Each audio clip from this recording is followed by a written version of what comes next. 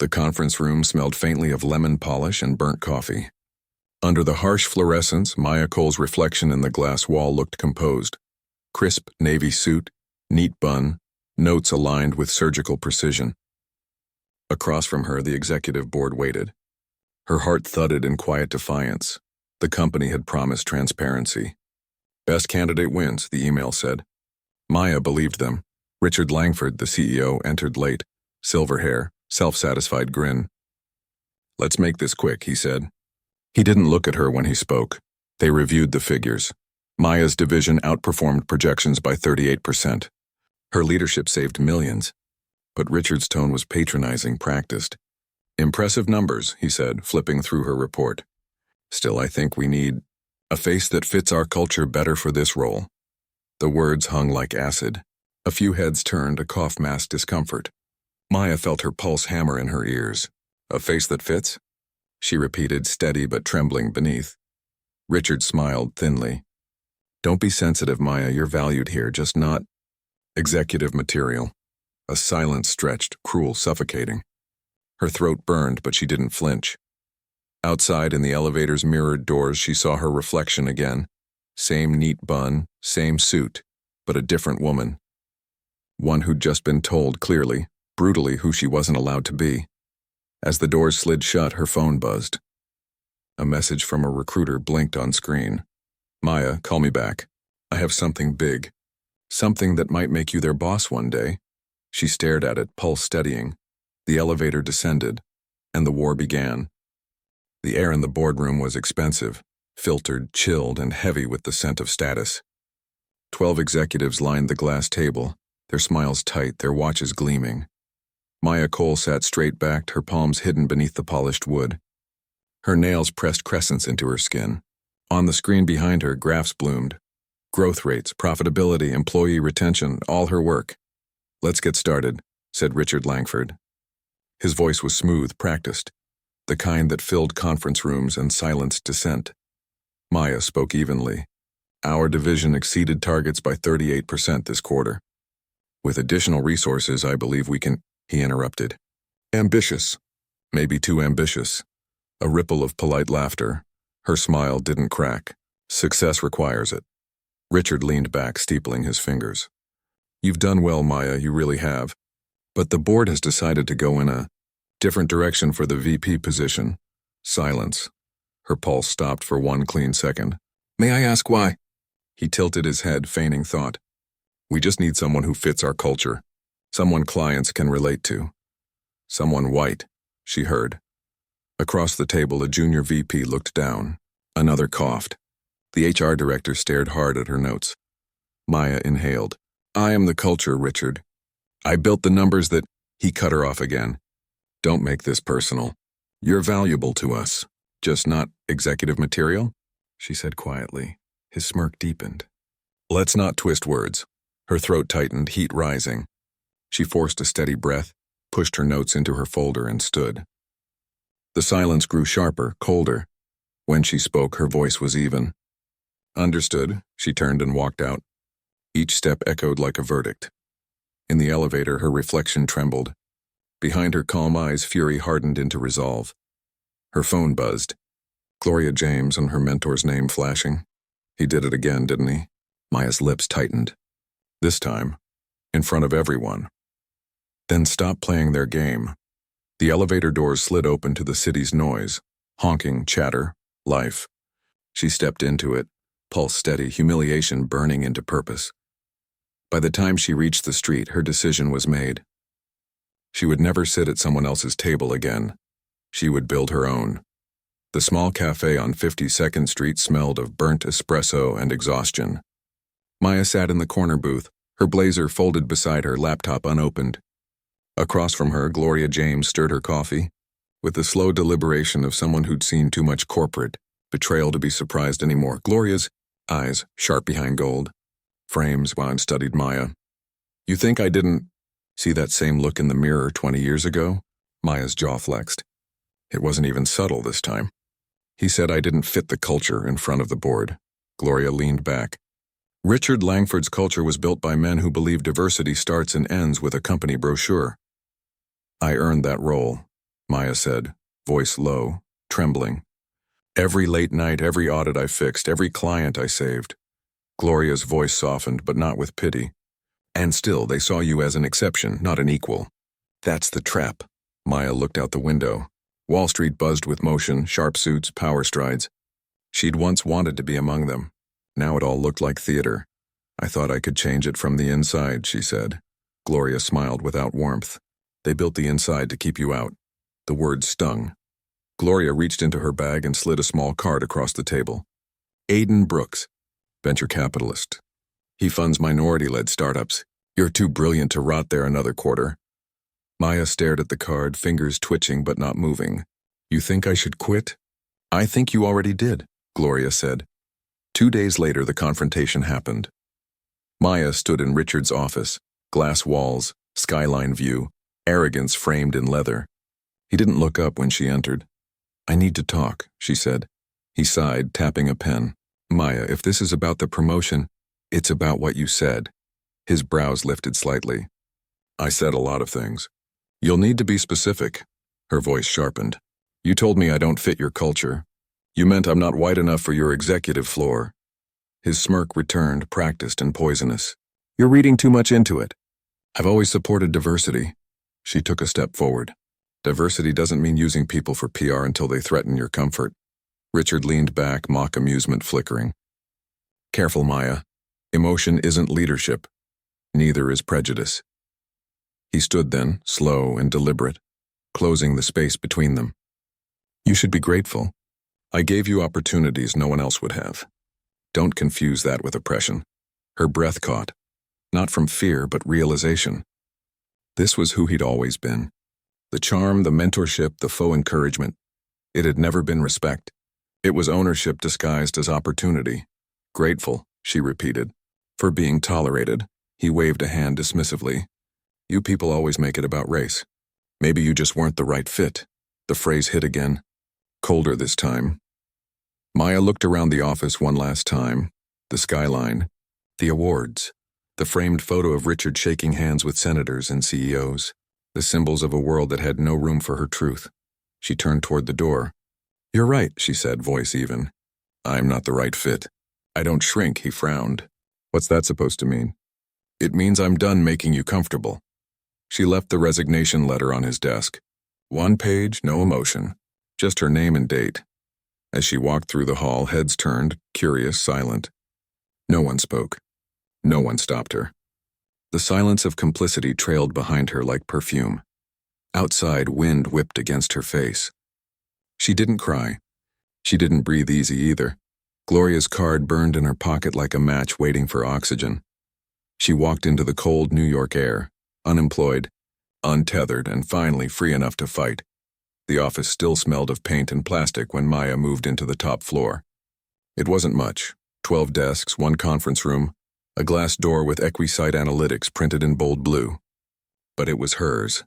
Every inch of it. She arrived before sunrise and left long after the cleaning staff. The city glittered beneath her like a promise, one she refused to let break her again. Morning, boss, said Zara, her new operations lead, balancing 2 coffees. The investors want projections by Friday. Maya took the cup without looking up. They'll get results, not promises, Zara grinned. That's why I joined you, but even loyalty came at a cost. 2 engineers quit within months. 1 investor demanded a friendlier image for their marketing, suggesting Maya step back as the face of the company. Friendlier? She repeated, voice like stone.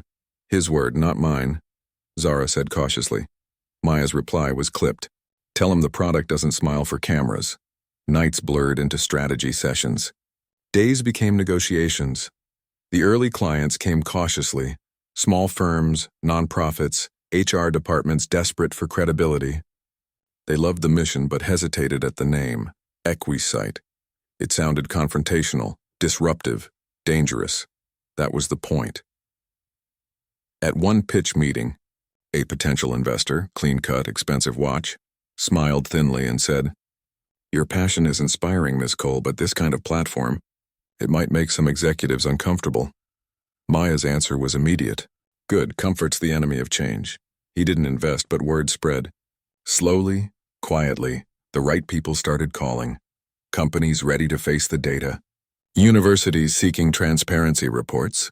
Advocacy groups demanding numbers to prove what they'd always known. One evening, Aidan Brooks dropped by unannounced. "You're making enemies," he said. Half admiring. "I'm making progress," he chuckled, leaning against her desk. "Langford's board mentioned you last week." "They're worried," she stilled. "Worried? Your analytics flagged their company's diversity report. Someone leaked it. Reporters are asking questions."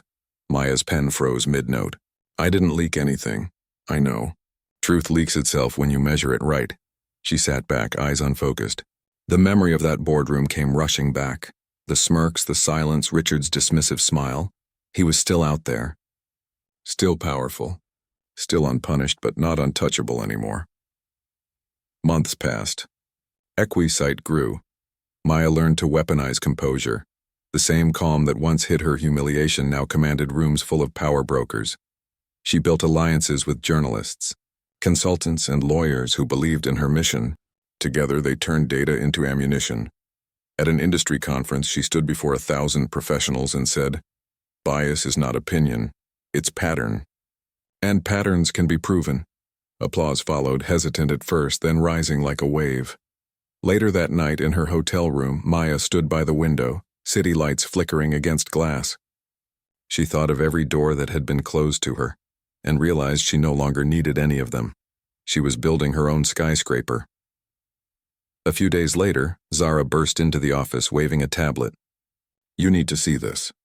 On the screen, a headline: "Langford and Cohen faces allegations of systemic discrimination." Maya read the article in silence. Anonymous employees. Internal emails leaked. HR under investigation. Her company's report had been cited as the catalyst. Zara whispered, "You think he knows it was you?" Maya's tone was measured. "He'll know soon enough. But I didn't accuse him, his system did." She turned back to her desk, staring at the EquiSight logo on her laptop screen. It was no longer just a company. It was a mirror, one she'd held up to the empire that tried to erase her. Aidan called later that night. "You ready for what comes next?" Maya's reply was calm. Always, he hesitated. "When people like Langford fall, they don't fall quietly." She smiled faintly. "Neither do revolutions." That night she worked past midnight. The city below pulsed with light. Indifferent. Alive. For the first time, Maya didn't feel like she was chasing redemption. She was building it. Each keystroke, each report, each confrontation. Another brick in the ladder she refused to climb through anyone else's permission. When she finally leaned back in her chair, exhaustion heavy but clean, she whispered to herself, "They said I didn't fit their culture. Good. I'll create one that fits the truth." And outside, the first cracks in Richard Langford's empire began to widen. The conference ballroom gleamed with money, crystal chandeliers, velvet curtains, champagne glasses that caught the light like weapons. Maya stood at the edge of the stage, microphone clipped to her blazer, the EquiSight logo glowing behind her in blue light. The audience buzzed, investors, CEOs, media. Every face a potential ally or enemy. 5 minutes, whispered Zara, adjusting the mic. Maya nodded, gaze steady. She'd stood in rooms like this before, as the token, the experiment, the diversity success story. Not tonight. The announcer's voice echoed. "Please welcome Maya Cole, founder and CEO of EquiSight Analytics." Applause rose, polite at first, then genuine. Maya stepped forward, every movement deliberate. 3 years ago, she began, I was told I didn't fit the culture of leadership. A few murmurs rippled. I was told to wait my turn, to smile more, to be grateful. Her pause was surgical. So I stopped waiting. And I built a company where truth doesn't wait for permission. The lights dimmed. A massive screen behind her flickered to life. Bar graphs, trend lines, evidence of systemic bias across industries. Gasps spread through the crowd as she revealed numbers from corporations that had long branded themselves as progressive. Data doesn't lie, she said quietly, but it remembers. When she finished, the room stood. Cameras flashed. Reporters swarmed. Zara whispered as she guided her off stage. You just made history. Maya's response was simple. No, I just told the truth loud enough to hear it. By morning, Her words were everywhere. Headlines: Black CEO challenges corporate America's hypocrisy. From denied promotion to industry. Disruptor: Maya Cole's Revolution stock photos of her face flooded. LinkedIn and news feeds: confident, composed, untouchable. But Maya didn't smile at the articles. She didn't trust attention. She knew power shifts quietly before it roars. At her office, the team celebrated with champagne. Zara pulled her into the break room. "You did it, Maya. We're officially bigger than Langford & Co. on social metrics." Maya froze mid-step. "Say that again." Zara's grin widened. "You overtook them online. Clients are jumping ship. You're trending, he's tanking." The words hit like a slow, thrilling current. She'd expected this moment, imagined it even, but living it felt surreal. She sank into her chair, staring out at the skyline that once symbolized every door closed to her. Her phone vibrated, an email from a blocked address. Subject: "You made your point. Let's talk." No signature, but she didn't need one. Richard Langford. That evening, she met Aiden at a rooftop bar. He watched her read the message again. "You expected this," he said. "I didn't expect him to crawl this soon." Aiden smirked. Langford's empire is bleeding money. Clients don't like scandals. Maya sipped her drink, eyes distant. "He'll want to negotiate. Offer a settlement." "Buy me off, you could take it," Aiden said quietly. "You've already won." Her reply was cold, sharp. "Not until he signs his own exit." A week later, Equisite's valuation tripled. Langford & Co. lost 2 major contracts. Anonymous whistleblowers exposed doctored HR data. And government investigators announced a pending audit. The empire that once mocked her was crumbling. One headline, one lawsuit at a time. Maya didn't gloat. She didn't post victory quotes or give teary interviews. She stayed silent, her calm more dangerous than any speech. Zara looked at her one evening, concern threading through her tone. "You could destroy him with one interview. Why hold back?" Maya answered without hesitation. "Because destruction isn't the goal. Ownership is." Outside her office window, the skyline pulsed under the night, towers rising, others dimming. She could feel it, the shift, the reckoning. Maya Cole was no longer the woman told she didn't belong. She was the culture now, and soon, even Richard Langford would have to bow to it. Langford & Co.'s headquarters had once gleamed like a monument to corporate triumph. Mirrored glass, a lobby marble white, banners celebrating innovation and integrity. Now, those same banners looked like lies caught in daylight. News trucks lined the street outside. Cameras panned across nervous employees clutching coffee cups, avoiding questions. Inside, whispers slithered through corridors. Investigations, resignations, lawsuits, and at the top, behind his office door, Richard Langford was watching everything fall apart. He slammed the newspaper down. Discrimination lawsuit expands against Langford & Co. He glared at his assistant. "Get legal on the phone." "And PR now," the assistant hesitated. "Sir, PR resigned yesterday." Richard's eyes darkened. "Then find someone else who still answers my calls." The moment she left, he sank into his chair. His empire, the one he'd ruled for 25 years, was collapsing, and every headline had one name whispered beneath it. Maya Cole. He'd underestimated her. Thought she'd fade like the others. Thought humiliation would make her obedient. Instead, she'd turned it into a weapon. Across town in Equisite's minimalist boardroom, Maya scrolled through the same headlines. Zara sat across from her, jaw tight. "They're bleeding fast," Zara said. "Half their board has resigned. Stocks dropped another 12% this morning." Maya didn't look up. "How many clients moved?" "6 of their biggest, including 2 who called us directly." Maya exhaled, quiet, focused. "Keep it professional. We don't celebrate collapse when we document it." Zara leaned forward. "He's going to call you, you know. Sooner or later." Maya's lips twitched, almost a smile. "Then he'll be right on schedule." Later that week, Maya met with Aiden in a private office overlooking the city. He dropped a thick folder on the desk. Confidential reports, leaked memos, financial statements. "Langford's desperate," he said. "He's selling assets just to stay afloat." Maya flipped through the pages, scanning the numbers with surgical precision. "What's the valuation?" "Low enough for a takeover, if you're willing to risk it." She closed the folder. "Not a risk. A correction." Aiden studied her, expression unreadable. "You've built something powerful. Are you sure you want to drag yourself back into his world? Maya's voice was flat. I'm not going back. I'm walking in from the other side of the table. Richard Langford's first public appearance after the scandal was a disaster. He stood at a press podium, sweat gathering under the lights, voice cracking through rehearsed apologies. We value diversity, he said stiffly. We're taking steps to ensure accountability. The reporters didn't buy it. The questions came sharp and fast. Mr. Langford, did you personally approve the hiring decisions under investigation?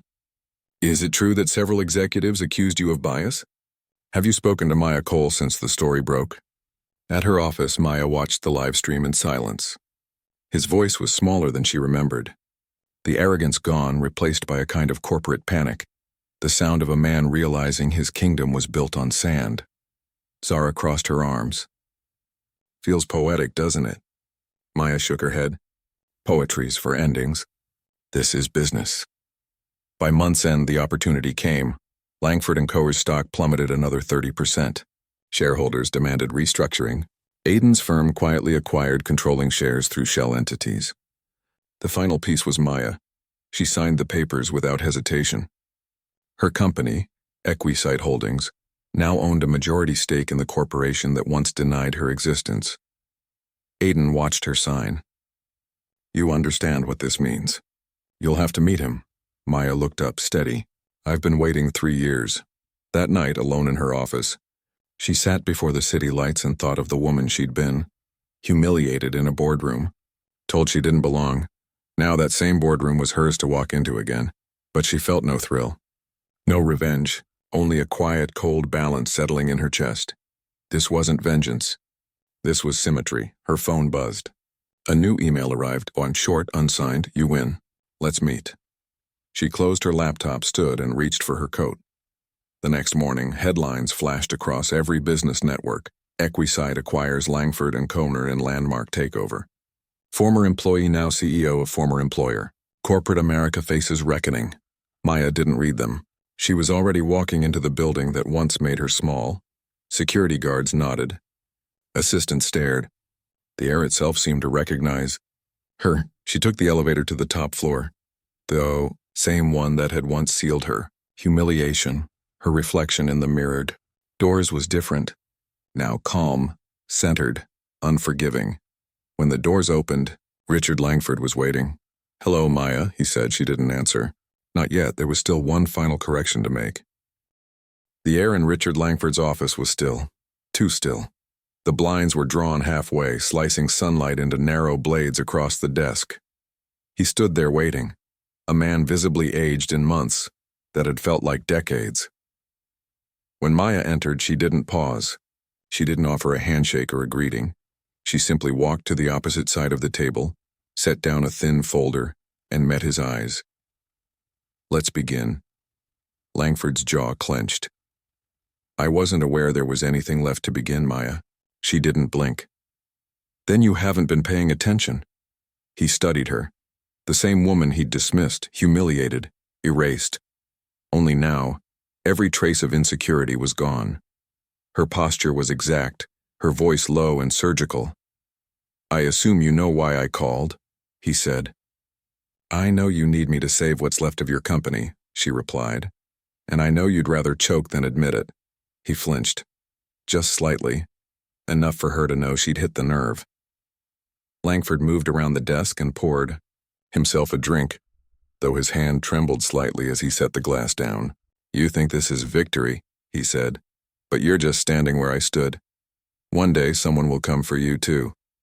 Maya leaned forward, tone flat. Then I'll deserve it if I've earned it. He laughed bitterly. You talk about justice like it's arithmetic. It is, she said. You subtracted people. I'm balancing the equation. The silence stretched. Outside, camera flashes flickered faintly through the glass. News of her arrival had already leaked. Langford sighed and sat. You could have just destroyed me from the outside, he said. Why buy the company? Because systems don't die when men fall, she said. They replicate. They justify themselves. You fall today. Someone like you rises tomorrow. The structure stays. He gave her a slow, sardonic smile. And you think you can rebuild it? She opened the folder. Not rebuild, replace. Inside were documents, new governance policies, equity programs, transparent hiring pipelines, restitution frameworks, all signed and ready. Langford skimmed the pages. You've turned this into a crusade. No, she said. I turned it into infrastructure. For a moment, something passed between them, a recognition that neither of them was pretending anymore. No public masks, no cameras, no applause. Just two people who had built their worlds from precision and willpower, one corrupted by control, the other refined by loss. Langford broke the quiet first. Do you ever stop fighting? Maya's expression didn't change. You never stopped taking. This is equilibrium. He looked away. I didn't hate you, you know. I know, she said. You just didn't see me. That silence was heavier than accusation. Langford took another drink. His voice was quieter now. You could destroy me completely, legally, financially. Why haven't you? She answered without hesitation. Because I want you to live long enough to watch what competence looks like without cruelty. Minutes later, Zara entered the office, followed by two legal aides. They began the formal transition process. Langford's authority was officially dissolved, his signature displaced by Maya's on every major directive. He watched it happen with something between resignation and disbelief. Zara handed Maya the final document, Corporate Leadership Transfer Agreement. Maya signed it, dated it, and slid it across the desk. Langford hesitated, then took the pen. His name came out shaky, the handwriting of a man watching his own monument being carved into someone else's foundation. When he set the pen down, he didn't look at her. It's done, he muttered. No, Maya said. Now it begins. After the aides left, only the two of them remained again. Langford looked up at her. You'll find the board ruthless, he said. They'll smile until you bleed. Maya met his gaze, steady. Good. I prefer enemies who announce themselves. He let out a low, humorless laugh. You really don't have fear left, do you? I have memory, she said. That's more durable. Langford leaned back. Then maybe you'll do better than I did. But you'll learn, power isolates. The more you hold, the less anyone tells you the truth. She picked up her folder, preparing to leave. Then I'll hire people who don't fear losing access. At the door, she paused. One last thing, Richard. He looked up. When history writes this, she said, it won't be about your fall. It'll be about what I built afterward. That's how real power works. Not revenge, replacement. She turned and walked out. Langford sat alone, watching the door close, his reflection split in the glass, two faces, one fading. He muttered softly, almost to himself. I made her. Down the hall, Maya's voice came faintly back through the open air. You tried. Outside, the press swarmed, flashes strobing across her path. Microphones rose. Ms. Cole, how does it feel to own Langford & Co.? What's your first move as CEO? Do you have a message for Richard Langford? She didn't stop walking. Didn't wave, didn't smile. Her assistant spoke into her earpiece. Do you want me to clear a path? No, Maya said. Let them see what change looks like when it doesn't apologize. The cameras followed her to the black sedan waiting at the curb. She entered, door closing with a final sharp click, a sound that to the world outside marked the end of an era. To her, it was simply noise, because the real work, the reconstruction, was only beginning. Langford & Co. became Cole Global within 3 months. The new signage went up on a Friday morning, steel letters, black glass, minimal, unyielding. The media called it symbolic. Maya called it efficient. Inside, fluorescent lights hummed over a building shedding its skin. Departments merged. Policies dissolved. Offices once lined with portraits of old executives replaced with panels displaying community data metrics, employee equity charts, anonymous satisfaction audits, pay transparency reports.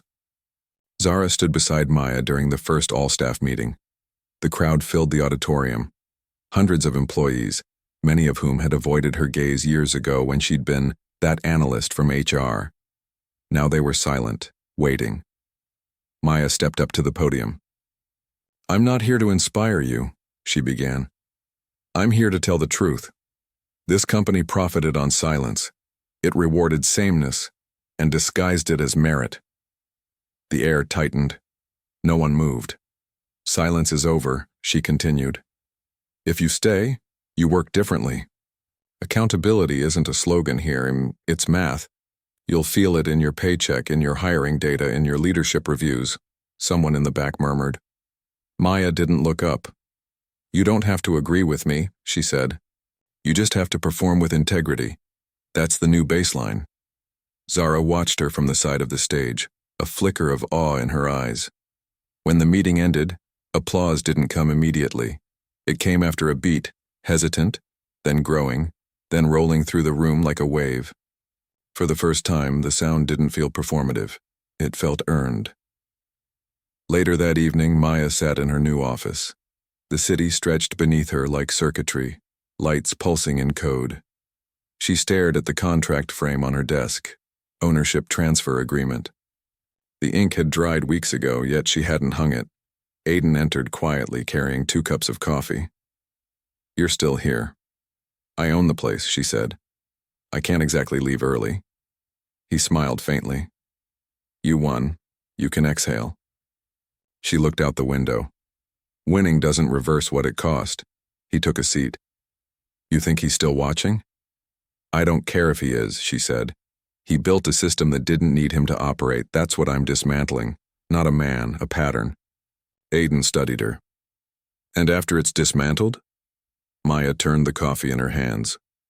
"Then I'll teach people how to build without permission." Weeks passed. Employees left, some quietly, some bitterly. Others stayed and adapted. The company's image transformed from exclusive to inclusive. Investors skeptical at first were now aligning themselves with the Cole model. But success carried shadows. Every day, new requests, speaking engagements, magazine covers, interviews. She declined most. Visibility wasn't safety, it was exposure. Late one night, Zara knocked on her door. "You need to see this." She handed over a printed article. "The Fall of Langford, the Rise of His Protege, Power, Revenge, and Redemption." Maya skimmed it. Her expression didn't shift, but her knuckles tightened. "They still can't see it," she said. "See what?" "That this isn't a redemption arc. It's a systems audit." Zara nodded slowly. "You think they'll ever get it?" Maya looked back out at the city. "Maybe not, but they'll live inside it." Months later, Maya received a letter. Handwritten, expensive paper, unmistakable signature. "Richard Langford. You were right. Systems outlive their makers. But so do legacies. I hope you build one that doesn't eat its own." She read it twice, folded it, and placed it in a drawer without reply. Some endings didn't need punctuation. By the end of the fiscal year, Cole Global reported record profits. More importantly, its internal equity metrics, once buried in PR fluff, were published publicly. Transparency became currency. Other corporations followed suit. One reporter during a rare interview asked, "What drives you now, after everything?" Maya looked into the camera. "Clarity," she said, "and the memory of being unseen." On the anniversary of her takeover, she returned to the floor where she'd once been passed over for promotion. The walls had changed, the people had changed, but the elevator chime still sounded the same, a crisp note that once marked humiliation. She walked past the conference room where Langford had told her she wasn't leadership material. Now the nameplate on the door read, Maya Cole, Executive Strategy Wing. Zara met her there, smiling. Full circle. Maya looked at the glass, her reflection layered over the city's night. "No," she said. "Forward motion." That night she stood on the balcony of her apartment, wind stirring her hair. The skyline pulsed below, each building a story built on others. She thought of all the people still trapped in systems that erased them. The analysts, the interns, the women who smiled through dismissal. She didn't feel triumphant. She felt necessary, Maya whispered to herself, voice low but steady. Let them see competence until it scares them. Then she turned away from the skyline and back toward her work. A table scattered with blueprints, new models for governance, for access, for fairness that wasn't decorative. The fight had changed shape, but it wasn't over. 2 years later, Maya stood before a crowd at the Global Equity Summit in Geneva. The room was a cathedral of glass and sound, delegates, CEOs, journalists, activists, all gathered to witness what they now called the Cole Standard. She adjusted the mic, her movement slow, deliberate. She'd learned the art of pause, how silence could command more than rhetoric. Behind her, the screen displayed 3 words: transparency, accountability, humanity. This, she began, isn't about optics. It's about correction. Her voice carried through the hall, measured, grounded. We inherited systems designed to reward comfort and punish difference. I didn't dismantle those systems out of anger. I did it out of arithmetic. The numbers never lied. The people interpreting them did. She glanced up, scanning the audience. For years I was told to fit. Now I build frameworks where no one has to shrink to exist. The applause came late. Not out of hesitation, but reverence. Later, backstage, Zara handed her a glass of water. You realize you've just set policy targets for half the Fortune 500? Maya gave a faint smile. Then they should move faster. Her assistant entered with a message. Langford's company. The remnants, they've been acquired. A small firm bought the last division. Maya paused. What's the name? He checked the file. Cole Foundation Holdings.